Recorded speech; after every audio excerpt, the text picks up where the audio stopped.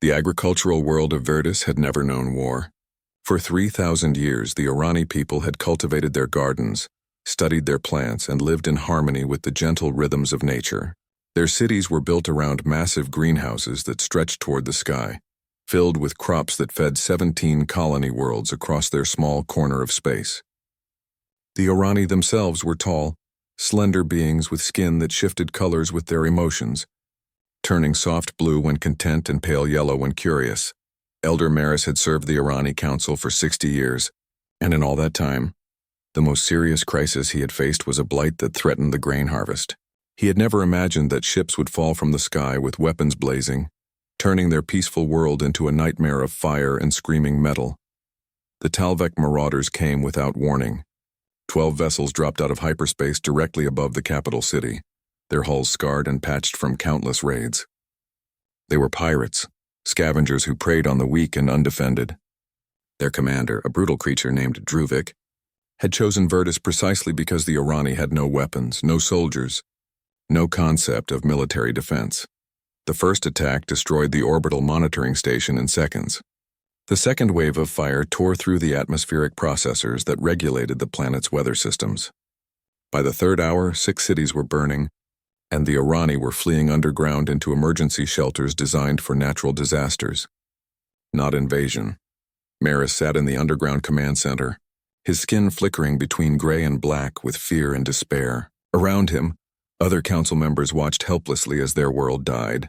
The screen showed fires spreading through the greenhouse districts. Reports came in of civilian casualties, of families trapped in collapsed buildings, of children separated from their parents in the chaos. One of the younger council members, a botanist named Pella, turned to Maris with tears streaming down her face. Her skin had gone completely white with shock. She spoke in a whisper, as if afraid to voice the thought aloud.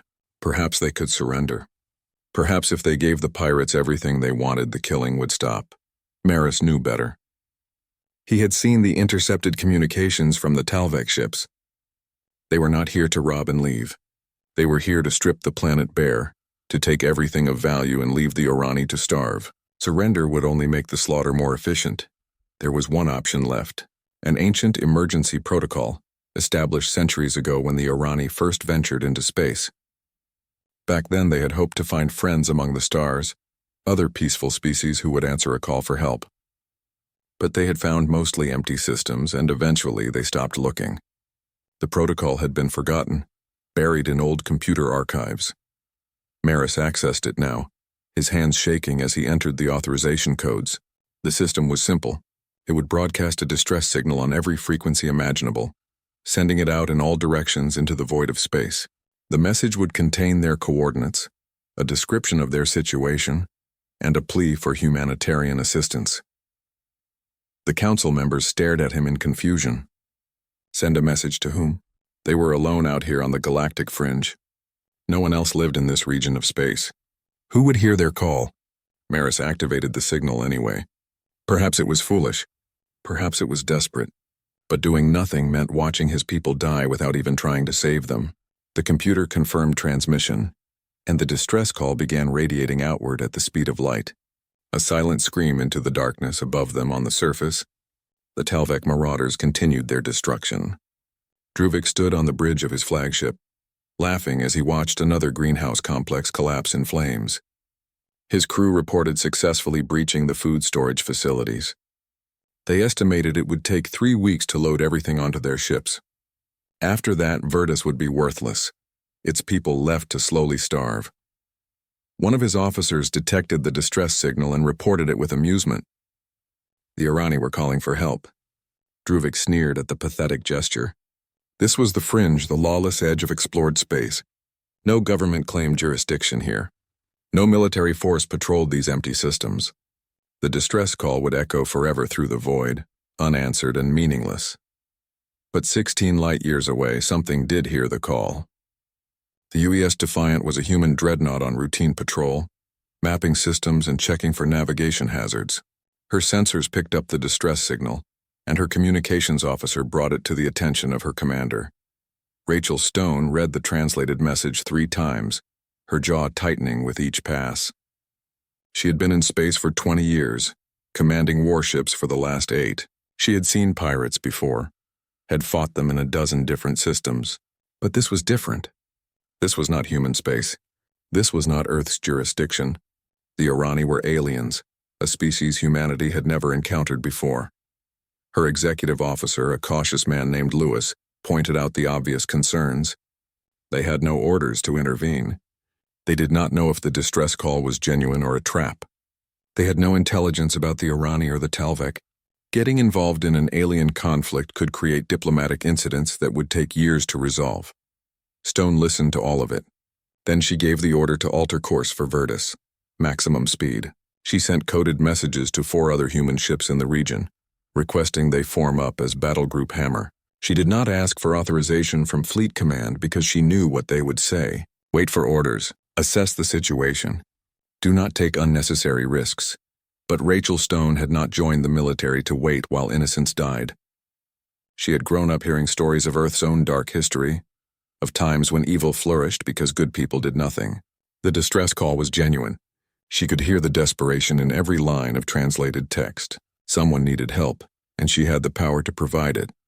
Her crew prepared for combat as the Defiant accelerated to maximum velocity. Weapons were armed and tested. Marines checked their equipment.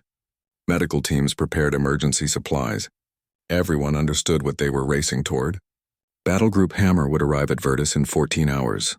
On Virtus, Maris sat in the darkness of the underground shelter, surrounded by frightened survivors.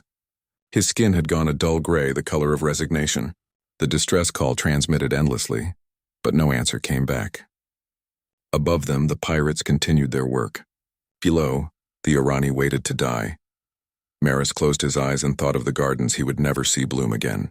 He thought of his grandchildren, somewhere in another shelter, probably crying for parents who might already be dead. He thought of 3,000 years of peace, ended in a single day of violence. He did not know that help was coming. He did not know that 5 human warships were tearing through space at speeds that would have terrified him. He did not know that humanity had heard the silent plea. He knew only darkness and fear and the terrible weight of failure. The Talvek marauders had settled into their occupation of Virtus like parasites burrowing into healthy flesh. Druvik's fleet of 12 ships now hung in orbit, their cargo bays filling with stolen food, medical supplies, and anything else of value. The pirate commander had established himself in what remained of the planetary governor's residence, drinking stolen wine and planning which world to hit next. Below the surface, in the network of emergency shelters, the Orani survivors huddled in darkness. Power was failing in many sections. Water supplies were running low. Medical personnel worked by the light of chemical glow sticks, treating injuries with dwindling resources. Maris moved through the shelters like a ghost, his skin permanently fixed at grief gray, offering what little comfort he could to his dying people. Pella had taken charge of one of the larger shelters, organizing the survivors and rationing supplies. She had stopped crying after the first day. There were no more tears left, only a cold numbness that made it possible to function. She checked on the children first, always the children, making sure they had food and water even when the adults went without.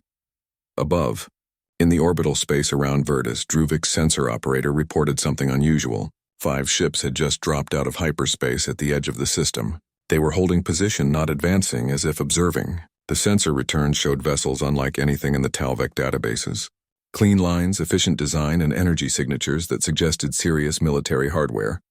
Druvik was not concerned. His fleet outnumbered the newcomers more than 2 to 1. He had fought dozens of encounters in his career as a raider, and he knew the mathematics of space combat. Numbers mattered more than sophistication. Besides, these ships were probably merchants who had stumbled into the system by accident. One look at his fleet would send them running. The human battle group Hammer had indeed paused at the system's edge, but not out of fear. Rachel Stone stood in the Combat Information Center of the Defiant, studying the tactical displays with cold fury. Her reconnaissance drones had already swept through the system, sending back high-resolution images of the destruction below. She saw cities reduced to rubble. She saw the bodies floating in orbit. Orani, who had died in the initial attack on the monitoring station. She saw the pirate ships, their weapons still hot from recent firing. Lewis stood beside her, running calculations on the enemy fleet composition. The Talvek ships were old, their technology outdated by at least 50 years compared to human standards. They relied on brute force rather than precision, quantity rather than quality. They were designed for terrorizing the defenseless, not fighting actual warships. Stone made her decision. She opened a channel on all frequencies, broadcasting in every language her computer could translate. Her voice was calm, almost conversational, but every word carried the weight of absolute authority. She identified herself and her ship. She ordered the Talvek vessels to cease all hostile operations immediately and prepare to withdraw from the system. She gave them one warning. Only one. On his flagship, Druvik listened to the transmission and laughed. He had the translator repeat it 3 times just to make sure he had heard correctly. These unknown ships, these humans, were ordering him to leave? They were threatening him? With 5 ships against his 12? His crew laughed with him. The audacity was almost impressive. Druvik decided to teach these newcomers a lesson about the realities of power in the fringe. He ordered 2 of his raiders forward, telling them to destroy the presumptuous fools. The rest of his fleet would watch and enjoy the show. In the shelters below, the Irani had picked up the exchange. Their emergency communication systems were still functional, and someone had managed to boost the signal enough to hear the broadcast from orbit. A crowd gathered around the speakers, listening in confused silence. Humans, Earth. These words meant nothing to them. The names were alien, the language strange even through translation. But the tone was unmistakable. Someone was challenging the pirates. Someone was defending them. Maris felt his skin flicker with a color he had not experienced in days. Yellow, the color of hope. He dared not believe it, but he could not stop himself from hoping anyway. The 2 Talvek raiders accelerated toward the human formation, their weapons charging for the killing blow. They were converted merchant vessels, armored and armed with plasma torpedo launchers. Against most targets, they were devastating. Against human military vessels, they were obsolete relics. The raiders fired first, launching a spread of 6 torpedoes at the Defiant. The weapons tracked true, their guidance systems locked onto the Dreadnought's energy signature. Impact in 40 seconds, guaranteed kill, or so the Talvek gunners thought. The Defiant's point defense grid activated with mechanical precision. Dozens of small railguns tracked the incoming torpedoes, calculating trajectories faster than any organic mind could process. They fired in a synchronized pattern, filling space with hypersonic projectiles. The plasma torpedoes detonated harmlessly, 20,000 kilometers from their target. Not a single weapon made it even halfway to the human ship. On Druvik's flagship, the laughter died. The sensor operator stared at his displays in disbelief, trying to understand what he had just witnessed. Perfect intercept. Not one torpedo had penetrated the defensive screen. That should not be possible. That should not exist. Stone gave her order with the same calm voice she had used for the warning. Weapons free. Disable the targets. The Defiant's main railgun batteries spoke once, a sound that traveled through the hull like thunder. Solid projectiles no larger than a human forearm but traveling at a significant fraction of light speed, crossed the distance in heartbeats. They struck with surgical precision, targeting engine sections and power cores. Not to kill, not yet, just to cripple. Both Talvek raiders went dark in 15 seconds. Their engines vented atmosphere and plasma. Their weapons went offline. Their life support flickered and died. The ships tumbled in space, dead metal coffins holding very much alive but very terrified crews. Stone broadcast again, her voice unchanged. She noted that the Talvek vessels had been warned. She advised the remaining ships to depart immediately. She made clear that refusal would result in sharing the fate of their companions. Druvik stared at the tactical display, his mind struggling to process what had happened. 2 ships. Destroyed in seconds. Not even destroyed, but surgically disabled with a precision that spoke of technology far beyond anything he had encountered. These were not merchants.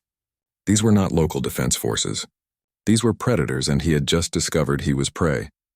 His remaining ships were already breaking formation, their commanders making independent decisions to flee. Druvik screamed orders to hold position, to maintain discipline, but panic was contagious. Within minutes, 10 ships had jumped to hyperspace, abandoning the system in complete disarray. Only Druvik's flagship remained, and only because his hyperdrive needed time to charge. He watched the human ships advancing, Their formation perfect, their movements coordinated with the precision of a military that had fought real wars. He thought about all the raids he had conducted, all the defenseless colonies he had terrorized. He had believed himself powerful because he preyed on the weak. Now he knew what real power looked like. His hyperdrive finished charging, and he jumped away, leaving behind 2 crippled ships and the ruins of his reputation. In the shelters of Verdus, the Irani listened to the sudden silence from orbit. Sensors showed the pirate ships were gone, all of them, fled or destroyed, and new ships were broadcasting, asking permission to send aid to the surface. Maris responded, his voice shaking. Yes, please come. The first human dropships descended through the atmosphere, their hulls scarred from thousands of missions. They carried medical teams, engineers, supply containers filled with food and water and medicine. They landed in the ruins of the cities, and humans emerged into an alien world wearing armor and carrying weapons, but also stretchers and medical equipment. The Irani survivors emerged from their shelters, squinting in the light, staring at these strange beings who had crossed the stars to fight for people they had never met. The humans were smaller than the Irani, stockier, with skin that stayed stubbornly one color. But they moved with purpose and confidence, immediately beginning triage and rescue operations. Pella was one of the first to meet them face to face. A human female approached her, wearing medical insignia and carrying a scanner. The human introduced herself through a translator device, Dr. Helen Grant. She asked Pella where the wounded were concentrated. Pella could only stare. This being, this human, had traveled across space and fought a battle and now wanted to know where to begin healing. Pella's skin shifted through a dozen colors, emotions she had no names for. Finally, she found her voice and led the doctor toward the shelter. As they walked through the ruins, Pella asked the question that burned in every Irani mind. What are you? Why did you come?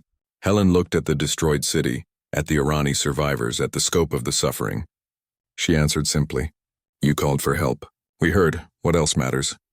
3 weeks after the battle, Verdus had transformed from a dying world into a construction site. Human engineers worked alongside Irani volunteers, rebuilding infrastructure with an efficiency that bordered on miraculous.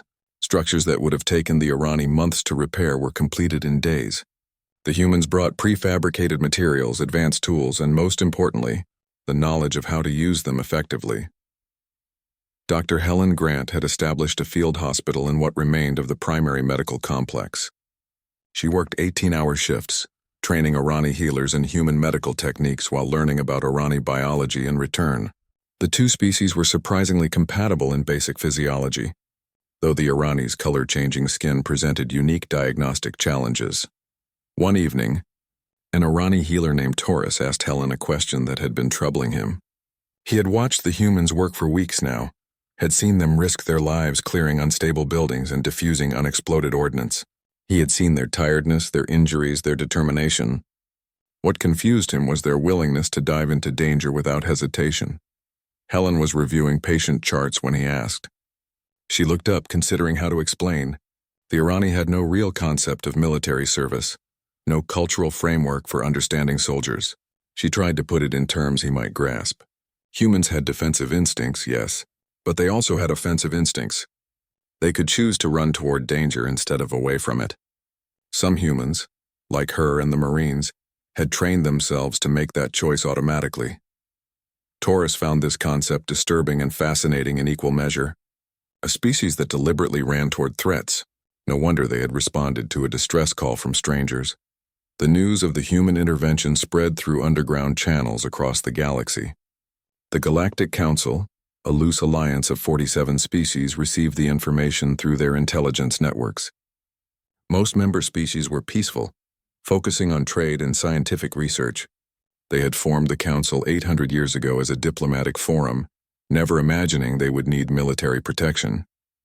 Ambassador Torin of the Delphi called an emergency session.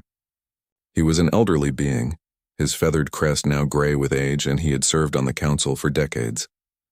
He presented surveillance footage obtained from automated monitoring stations. The video showed human warships engaging the Talvik raiders. They showed the precision of human weapons, the coordination of their tactics, the overwhelming superiority of their military technology. The council chamber fell into shocked silence as they watched.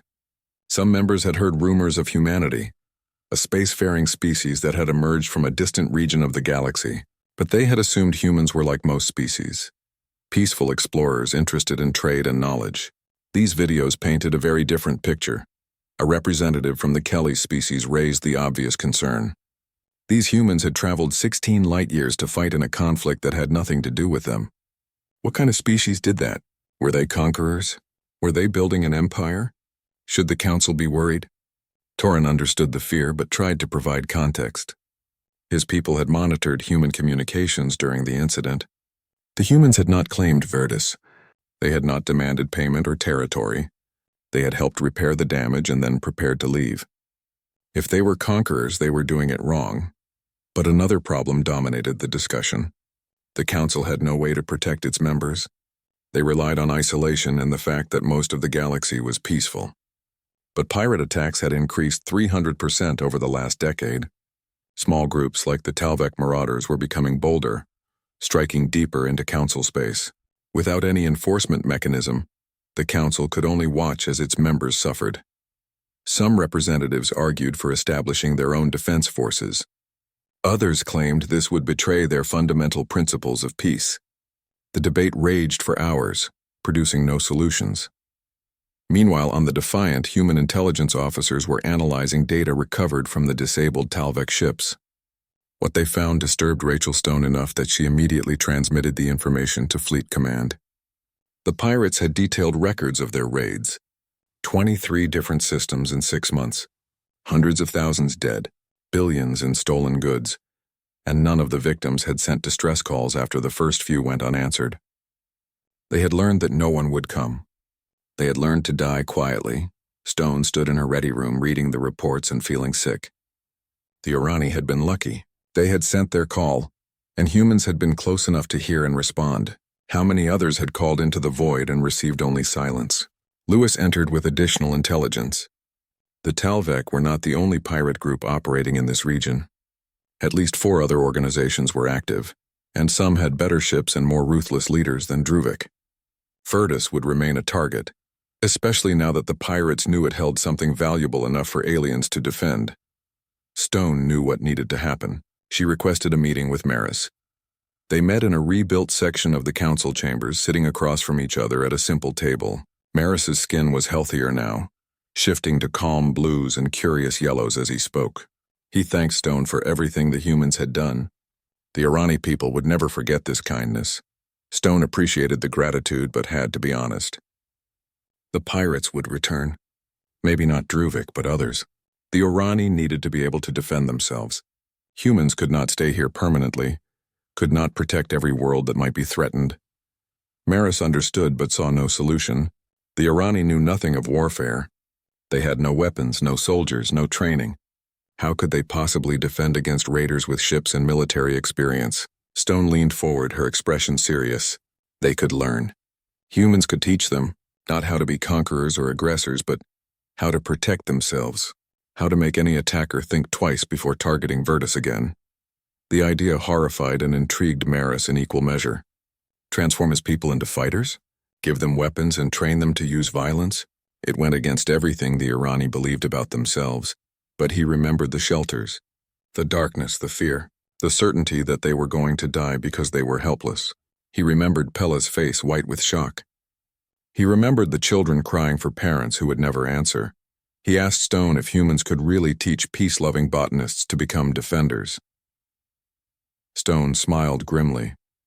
She had seen enough in her career to know that anyone could learn to fight if the motivation was strong enough. The question was not whether the Orani could learn. The question was whether they wanted to survive. Maris made his decision. He would present the proposal to the full council. If they agreed, humans would stay and train them. If they refused, the Orani would face the next attack as helplessly as they had faced this one. Across council space, other species were watching Verdus closely. Some saw opportunity, others saw danger. Everyone recognized that something fundamental had shifted in the galaxy. For the first time in 800 years, the possibility of organized military defense had entered the conversation. On a dozen worlds, leaders held private discussions about establishing their own armed forces. The arguments followed similar patterns. Peace was precious, but peace enforced by helplessness was not peace at all. It was just waiting to become a victim. The Galactic Council scheduled another session to discuss the human situation. But before they could meet, new intelligence arrived. The Talvek marauders had regrouped and hired mercenaries from the Kreshnar Dominion. Druvik wanted revenge. He was assembling a fleet of 40 ships, the largest pirate armada seen in a century. His target was Virtus. He wanted to prove that humans could be beaten, that their intervention had been luck, that the natural order of predator and prey still applied in the fringe. Human intelligence intercepted the communications and forwarded them to Stone, now promoted to Commodore for her actions at Virtus. She read the reports and felt a cold certainty settle into her bones. Druvik was coming, and this time he would bring everything he had. She sent a message to Earth Fleet Command. Simple, direct, 3 words that would change everything. Requesting reinforcements. Immediately, the response came back within hours. Fleet Command had been monitoring the situation. They understood the implications. If humans backed down now, every pirate in the region would know that the defense of Virtus had been a bluff. If humans stood their ground, they would be making a statement about their commitment to protecting peaceful species. The orders were clear and uncompromising. Hold the line, whatever it takes. Stone acknowledged the orders and began preparing for war. She had 3 human destroyers and whatever defense platforms the Irani could build in the next few months. Druvik would bring 40 ships crewed by experienced fighters. The odds were not good. But Rachel Stone had not joined the military to worry about odds. She had joined to fight for people who could not fight for themselves. The Irani had called once and humans had answered. Now the galaxy would learn what that answer really meant. The human training contingent arrived on Virtus 3 days after the council vote. 200 Marines, 50 engineers, a dozen tactical instructors, and enough equipment to outfit a small army. They came in heavy transport ships, their cargo bays filled with weapons, armor, communications gear, and training materials that the Irani could barely comprehend. Commander Lewis led the operation, transforming a former botanical research station into an improvised military academy. The buildings had survived the Talvek attack largely intact, and their layout actually worked well for the purpose. Lecture halls became tactical briefing rooms. Greenhouse spaces became firing ranges. Storage facilities became armories. The first day of training was chaos. 500 Irani volunteers had signed up, motivated by memory of the attack and determination to never be helpless again. But they had no framework for understanding military discipline, no concept of rank structure or chain of command. They arrived in clusters based on family groups, friends, and social connections rather than any organized formation. Sergeant Amy Ford stood before the assembled volunteers and tried to explain basic concepts that humans took for granted. When she gave an order, they needed to follow it immediately and without discussion. When she said run, they ran. When she said stop, they stopped. Speed mattered in combat. Hesitation killed. The Irani found this deeply uncomfortable. Their culture valued consensus and discussion. Making quick decisions without consulting others felt reckless and dangerous. But Ford was patient, explaining that she was not asking them to abandon their values. She was teaching them a different mode of thinking for specific situations. In combat, there was no time for debate. Trust the person in command, follow the orders, stay alive. Pella had volunteered immediately and found herself appointed as a liaison between the human instructors and Irani trainees.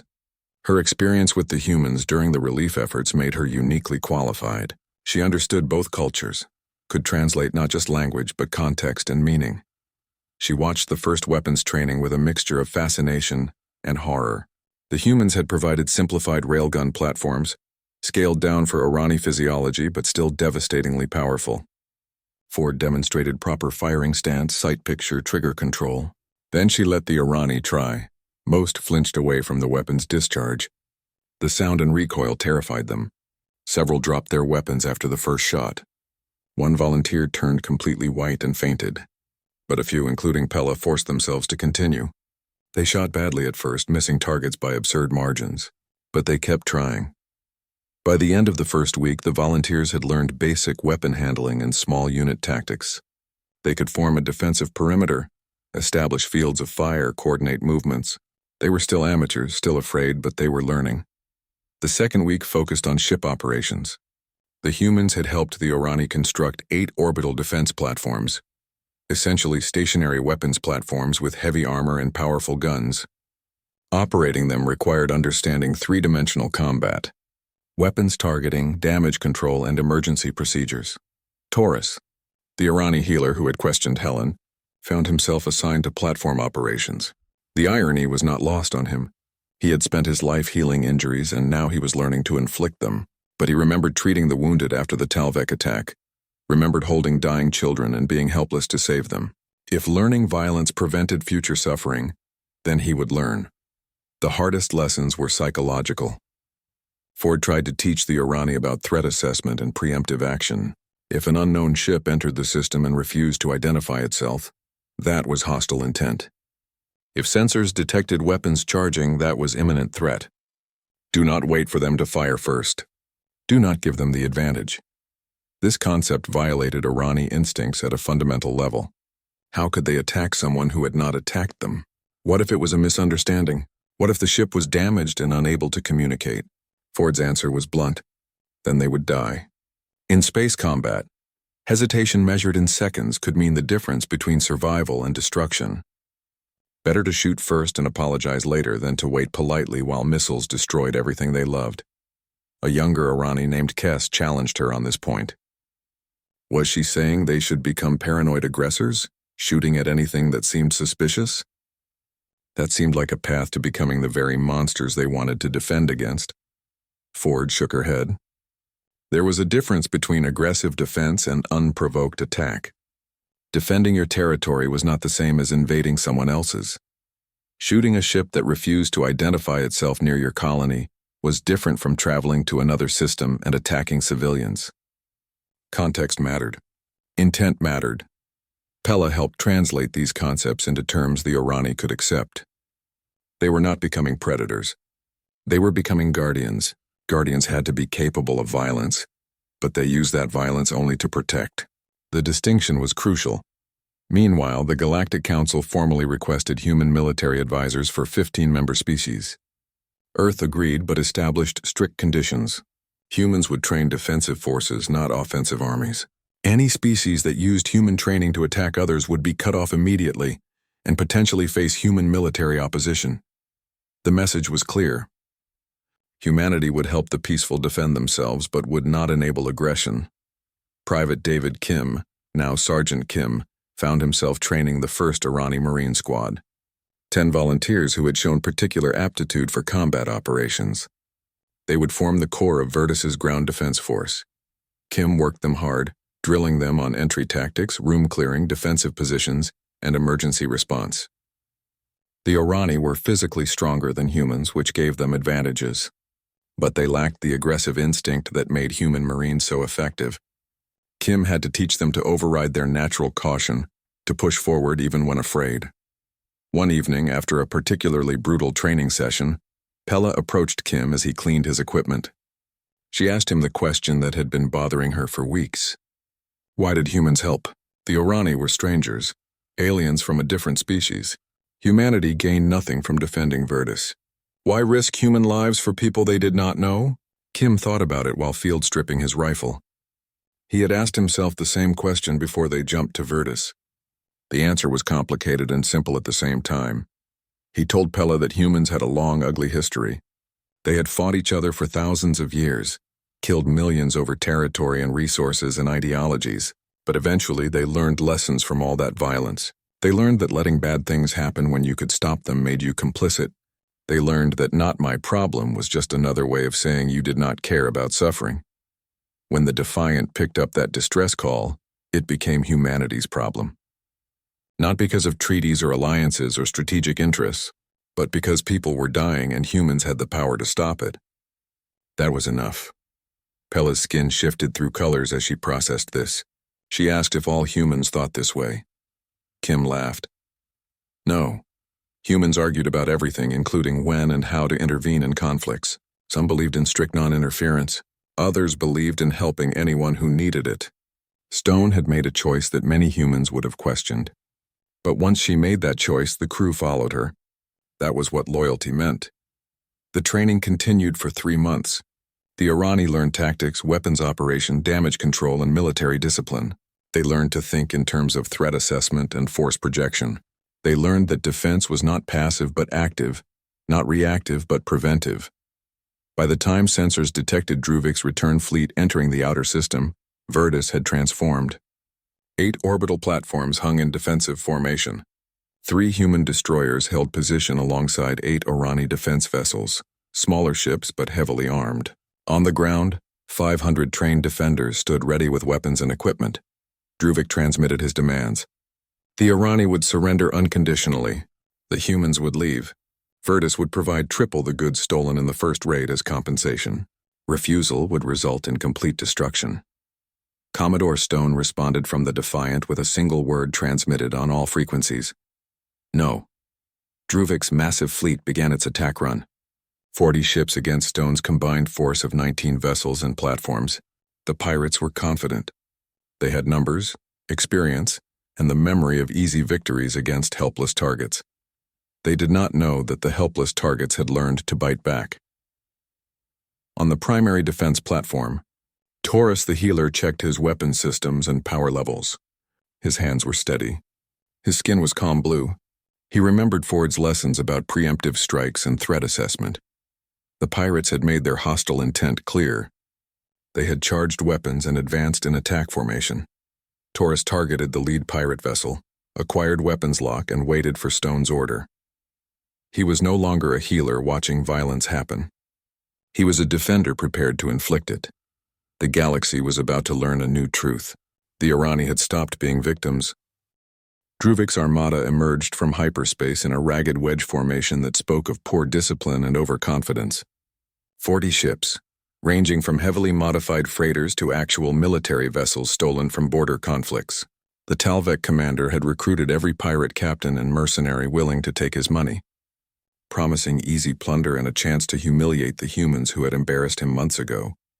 From the bridge of the Defiant, Commodore Stone watched the tactical display with a cold assessment that came from years of combat experience. 40 ships sounded impressive until you analyzed their actual capabilities. Most of the pirate vessels were undermaintained, their weapons outdated, their shields patched together from salvaged components. The mercenary ships from the Kreshnar Dominion were better, but their crews had never fought a coordinated enemy before. Lewis stood beside her, running probability calculations that looked grim on paper. Even with technological superiority, 3 human destroyers and 8 Irani platforms were outnumbered more than 2 to 1. The Irani vessels added 8 more to their side, but they were untested in real combat. Numbers still mattered in warfare, and Druvik had plenty of numbers. Stone addressed her combined fleet over the command channel. All stations prepare for combat. Fire on her mark. Trust your training. Make every shot count. On the Irani defense platforms, crews checked their systems one final time. Taurus sat at the weapons console of Platform 3, his hands hovering over the controls, his skin cycling through nervous colors before settling into determined orange. Around him, 6 other Irani monitored shields, power distribution, damage control, and communications. They had drilled these procedures 1,000 times. Now they would do it for real. Pella commanded Platform 7 with a mixed crew of Irani and 3 human advisors. She watched the enemy fleet approach and felt fear trying to overwhelm her training. So many ships, so much firepower. How could they possibly win? But then she remembered the shelters, the darkness, the helplessness. Whatever happened today, the Irani would not die quietly again. The pirate fleet advanced in an arrogant wedge, not even bothering with evasive patterns. Druvik transmitted one more demand for surrender, his voice dripping with contempt. The defenders of Virtus remained silent. Stone gave the order. All platforms open fire. The Irani platforms spoke first, their magnetic accelerator cannons launching solid projectiles at hypersonic velocities. 8 platforms, each with 4 main guns, 32 lines of destruction converging on the lead pirate vessels. The training showed in their coordination. They had practiced target sharing and fire distribution until it became instinctive. 6 pirate ships took direct hits in the first salvo. Kinetic rounds punched through their shields like paper, tearing into hull plating and internal systems. 2 ships exploded immediately as their power cores breached. 4 others tumbled away, trailing debris and atmosphere. The pirates were not expecting resistance. They definitely were not expecting effective resistance. The wedge formation broke as ships scattered, captains making individual decisions to avoid the incoming fire. Stone's destroyers exploited the chaos. Human missile systems tracked multiple targets simultaneously, firing in coordinated patterns that overwhelmed pirate point defenses. Railgun batteries added precision strikes, targeting engines and weapon systems to disable rather than destroy. Every shot had purpose, every attack was calculated for maximum effect. But 40 ships, even disorganized ships, could still generate devastating firepower. The pirates began returning fire, plasma torpedoes and missile barrages filling space with deadly energy. The volume was incredible, a storm of weapons fire that lit up tactical displays like a fireworks show. Platform 5 took a direct hit from 3 torpedoes simultaneously. Its shields flared and collapsed. Secondary explosions rippled across the hull. The crew managed to get 2 escape pods away before the entire structure detonated, taking 43 Irani with it. Platform 2 lost main power when a kinetic round from a Kreshnar mercenary ship severed its primary conduit. The platform went dark, drifting helpless.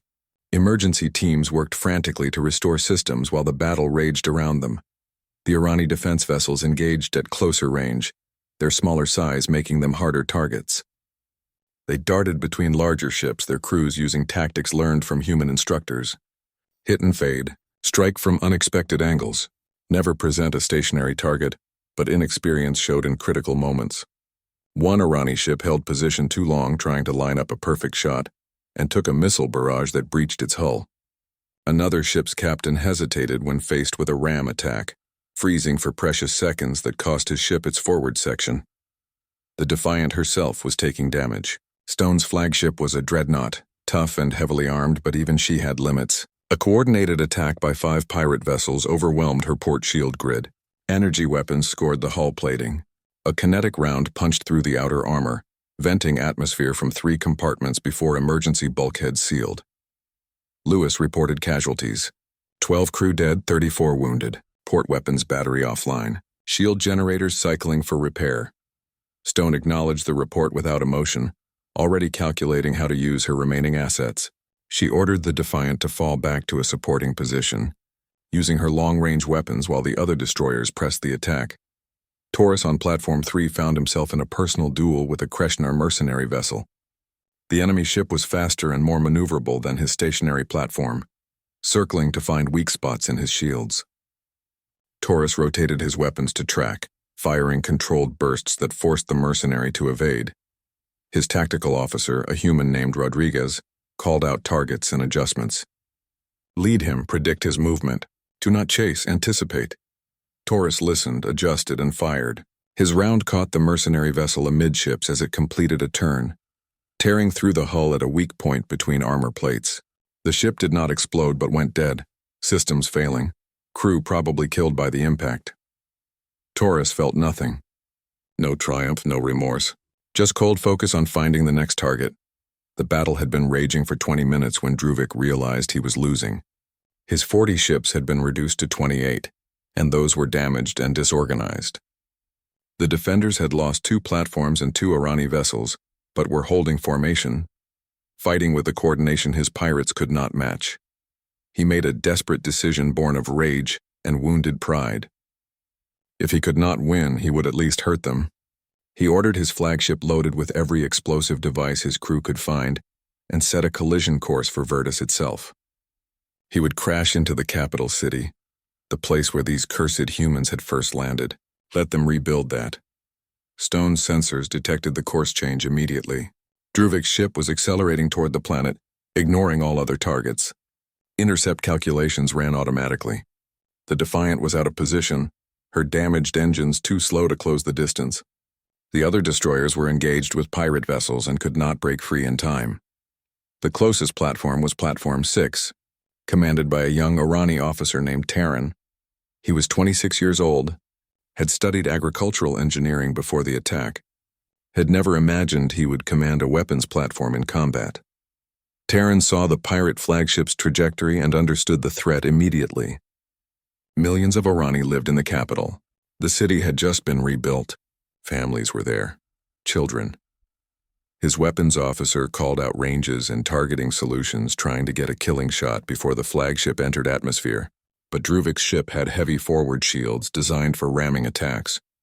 Their weapons would not penetrate in time. Terran looked at his crew. 40 people, mostly Irani with a few human advisors. They all understood the situation. They all knew there was one solution that would guarantee stopping the flagship. Nobody spoke. They just looked at their commander and waited for the order. Terran gave it.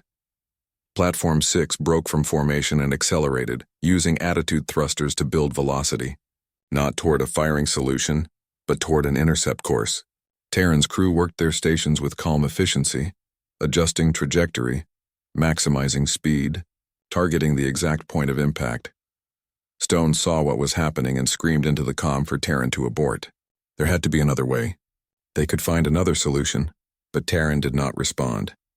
He was too busy flying his platform into the side of Druvik's flagship at several thousand meters per second. The explosion lit up orbital space like a small sun. Platform 6 and the pirate flagship merged in a ball of fire and shrapnel, their combined mass fragmenting into thousands of pieces. Some fell into the atmosphere and burned up. Most tumbled away into space, no longer a threat to anything. 43 people had been on Platform 6. None survived. The death of Druvik broke what remained of the pirate fleet's will. Ships that had been fighting desperately now ran desperately, jumping to hyperspace in random directions just to escape. Within minutes, only wreckage remained in Virtus orbit. The Battle of Virtus was over.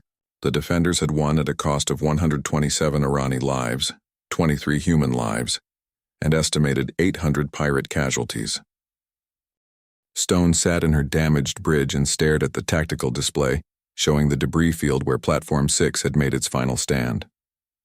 She had taught the Irani to fight. Now they were dying like soldiers. Lewis approached quietly, understanding what she was feeling. They had given the Irani the tools to defend themselves. The Irani had chosen how to use those tools. That was what freedom meant. On the planet's surface, Maris stood in the rebuilt command center, watching recordings of the battle. His skin had gone gray again, not with fear this time, but with grief. Terran had been his student once, a bright young man with a passion for growing food. Now Terran was a hero who had saved millions at the cost of himself and his crew. Maris recorded a message for Stone and all the defenders. He spoke of gratitude and sorrow, of victory and loss. He noted that Terran could have let others handle the problem, could have stayed safe and hoped someone else would stop the flagship. Instead, he chose to act. He chose to save his people even when the cost was everything. That was not the act of someone corrupted by violence. That was the act of someone who understood that some things were worth dying for. The Irani had not become monsters. They had become guardians. 6 months after the Battle of Virtus, the Galactic Council held its most important session in 800 years. The chamber had been modified to accommodate new additions. Where once only diplomatic representatives sat, now a military advisory board had been established with representatives from 15 species, all training defense forces with human assistance. The chamber itself felt different. The architecture remained the same, elegant curves and natural lighting designed to promote peaceful discussion. But weapons lockers had been added to corridors. Security personnel stood at entrances. The reality of the galaxy had changed, and the Council's meeting space reflected that transformation. Ambassador Torin opened the session with the question that had haunted him for months. They had abandoned pure pacifism. They had embraced military defense. They had trained soldiers and built warships. What had they become? The debate that followed was passionate and painful. Some species argued they had betrayed their fundamental principles. For 800 years, the Council had represented an alternative to violence, a demonstration that civilization did not require military power. Now they were just another armed faction in a dangerous galaxy. Others countered that their principles had been naive fantasy. Peace maintained through helplessness was not peace but merely delayed victimhood. They had been fortunate that predators like the Talvek were rare. But fortune was not strategy, and luck eventually ran out. Maris rose to speak, his skin shifting through thoughtful colors. He had become the voice of the Irani on council matters, respected for his wisdom and his people's painful journey from victims to defenders. He acknowledged the discomfort everyone felt. The Irani had wrestled with these same questions, had debated whether learning violence corrupted their souls. They had not reached easy answers, but they had reached necessary ones. They had not abandoned peace. They had learned that peace required guardians. Someone had to stand between the innocent and those who would harm them. For 800 years, the Council had hoped that role would not be necessary. Virtus proved otherwise. The Irani had been fortunate that humans answered their distress call. Other species might not be so lucky. Building the capacity to defend themselves was not aggression. It was responsibility. The Council voted on the proposal that had brought them together. Should they establish a permanent galactic defense initiative, pooling resources and coordinating military assets across member species? The vote was not unanimous. 7 species abstained, uncomfortable with the implications. 3 voted against, refusing to participate in what they saw as militarization. But 37 species voted in favor, recognizing that the galaxy had changed whether they liked it or not. The GDI was officially established with a mandate to defend Council space from external threats. Each member species would contribute what they could. Some provided ships and personnel. Others offered resources or technical expertise. Earth's role was explicitly defined as training and tactical coordination, not command. This was the Council's defense force, not a human military occupation. Admiral Patricia Wong attended the session as Earth's military representative. She made a short speech emphasizing humanity's position. Earth would help, but this was the Council's responsibility. Humans could not and would not defend every world forever. That path led to dependency and resentment. The Council needed to stand on its own. While the Council debated philosophy and policy, a very practical threat was developing. The Kreshnar Dominion had taken note of events at Virtus. Their mercenaries had been defeated, their ships destroyed, their reputation damaged. The Dominion was not a pirate organization but an actual military power with over 200 warships and territorial ambitions. Their leadership viewed the new GDI with contempt. These peaceful species playing at being soldiers. The Council was still weak, just slightly less helpless than before.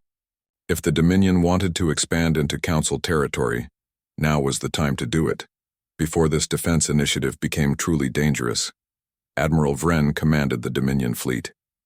He was a professional officer with decades of combat experience, not a pirate captain playing at war. He assembled 20 warships, an overwhelming force by Council standards, and set course for Council space as a demonstration of power.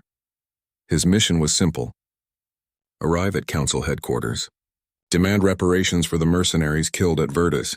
Demand the disbanding of the GDI if the Council refused. Make an example of one of their worlds to prove that playing at military power had consequences. The GDI detected the incoming fleet 3 days out from Council headquarters. Emergency meetings were convened. Some representatives argued for evacuating the station, others wanted to surrender and negotiate. A few called for fighting, though they had no illusions about winning against a professional military force. Pella, now Colonel Pella of the Irani Defense Force, attended the meeting as part of the Military Advisory Board. She listened to the panic and fear with a strange sense of familiarity. She had felt this before in the shelters on Virtus, surrounded by people convinced they were going to die. But this time was different. This time they had options. The GDI fleet, 30 vessels from 8 different species, took up defensive positions around Council headquarters. It was not an impressive force compared to the Kreshnar ships. Most were converted civilian vessels with weapons added.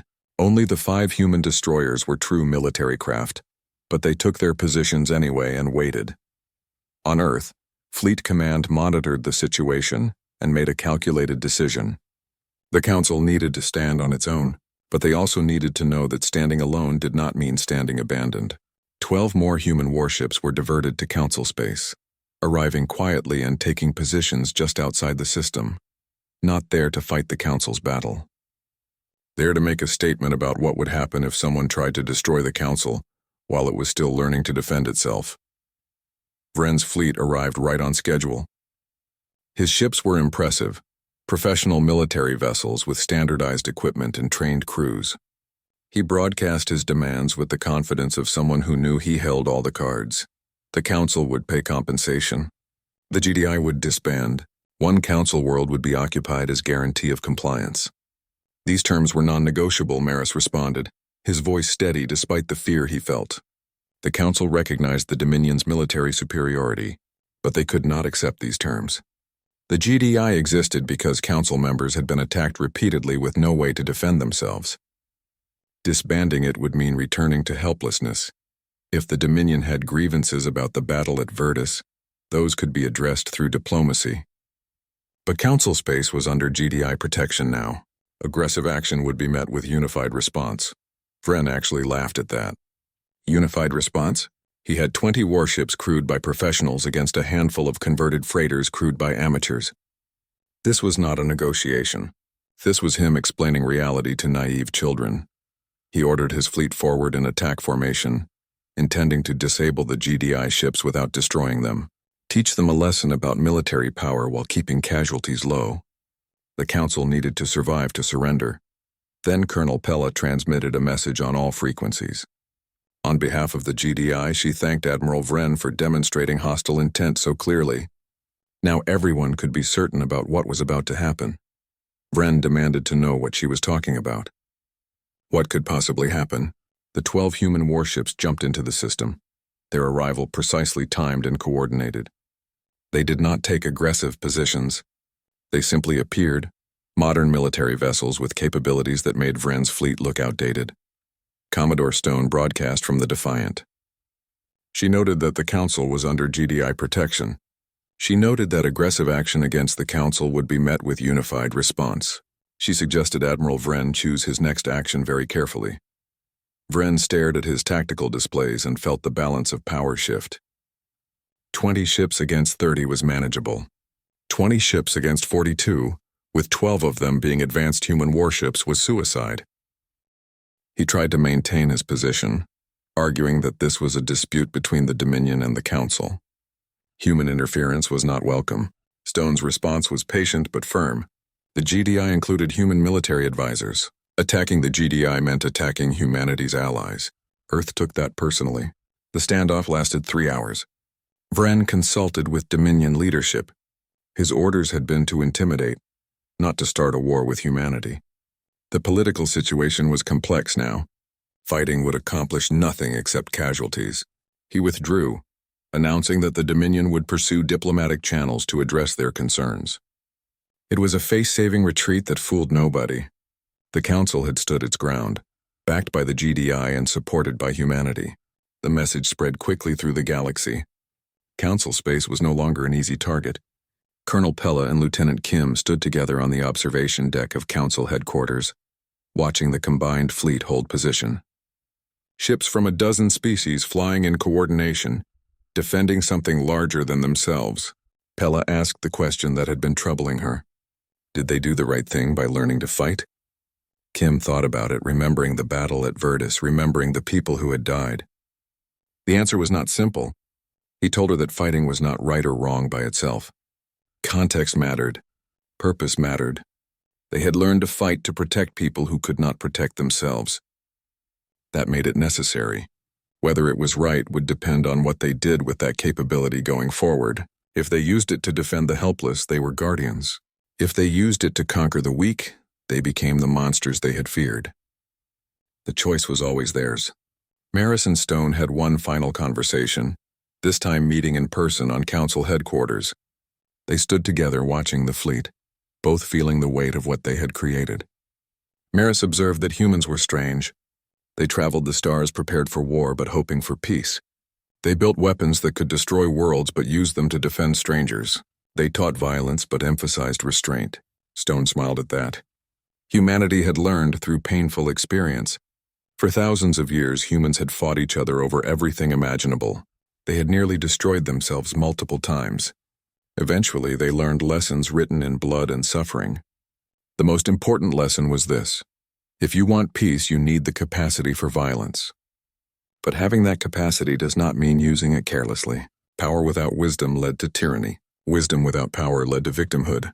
Both together, balanced carefully, might lead to something worth building.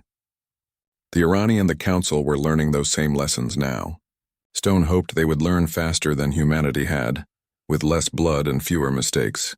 Maris expressed his gratitude again. Without humanity's intervention, the Irani would be extinct or enslaved. Without humanity's training, the Council would still be helpless prey. But Stone corrected him gently. Humanity had helped, yes, but the Irani saved themselves. They chose to learn. They chose to stand and fight. Terran chose to sacrifice himself for his people. Those were not human choices. Those were Irani choices. Humanity had just shown them what was possible. They had done the rest themselves. 1 year after the first distress call, Virtus held Liberation Day ceremonies. The memorial to the fallen had been completed, a structure of living plants and crystal that caught the sunlight and scattered it into rainbows. Names were carved into the crystal. Terran's was among them, along with 42 others who died on Platform 6. Human and Irani Marines stood together at attention, their uniforms different, but their purpose the same. Across Council space, mixed species crews patrolled systems that had been vulnerable for centuries. The GDI fleet grew steadily as more species contributed ships and personnel. Pirate attacks had dropped to almost nothing. The easy targets were gone, replaced by defended worlds willing to fight back. Some pirate groups disbanded. Others moved to different regions. A few tried testing the new defenses and learned painful lessons. The galaxy had not become more violent. It had become more defended. Somewhere in the dark between stars, a new distress call was broadcast from a small mining colony under attack. The signal reached multiple GDI patrol groups simultaneously. This time, the response came not just from human ships but from Irani vessels, Delphi cruisers, Kelly's defenders. A dozen species altered course, their crews trained and ready. The message was clear across the galaxy. No one stood alone anymore. Call for help, and help would come. Not because of treaties or obligations or strategic interests, but because people who could help and chose not to were complicit in the harm that followed. Humanity had taught the galaxy that lesson. Now the galaxy was teaching it to each other. In her ready room aboard the Defiant, Stone reviewed casualty reports and training assessments. Her aide asked if she thought they had made the Council too much like humanity, too willing to embrace violence. Stone looked out at the stars, thinking about the question. After a moment, she gave her answer. They had not made the Council like humanity. They had shown the Council how to be themselves, but stronger. Each species would interpret that strength differently, would apply it according to their own values and cultures. That was not corruption. That was growth. The Irani remained gardeners at heart. They just happened to be gardeners who could defend their gardens now. That was not a compromise of their identity. That was completion of it. The memorial on Virtus bore 2 inscriptions that captured everything that had changed. The first was written in Irani script translated for all to read. They heard our call when darkness came. The second was added after the Battle of Virtus, chosen by Terran's family. We answered with fire when darkness returned. The galaxy would remember both.